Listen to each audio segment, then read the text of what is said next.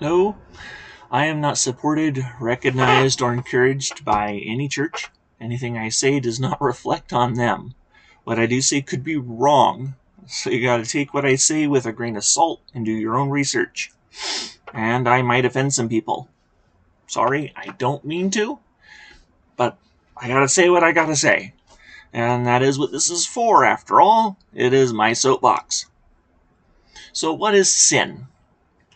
Sin is an archery term that means to miss the mark. So you're shooting your bow and you're aiming at the target and you're on your little mark and you don't hit it. You miss, and that's sin. So what is the mark? I would argue that the mark is love. Jesus, he is asked, what is the most important commandment? And he gives two sentences as his answer. It is to love God with everything, heart, mind, soul, body. That's a misquote. You might read it yourself. And the second is like it, which is to love your neighbor as yourself. If we look at the Ten Commandments, I argue that all of those commandments have to do with love. We've got, for example, no other gods before God. That would be an example of how we would love God. Remember the Sabbath day, keep it holy. That loves God, but it also loves ourselves. I argue that really God did the Sabbath for us. We have to rest. We have to take some time off. God even set the example for that. On the seventh day, he rested. Honor your father and mother. Don't steal. Don't lie. These are ways we can show love for other people. Later, Paul the Apostle expands quite a lot with what is often referred to as the love chapter.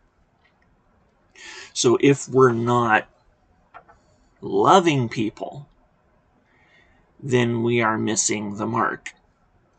There are a lot of little things that people like to add in. Drinking alcohol. Drinking alcohol is a sin. Dancing. Going to a bowling alley.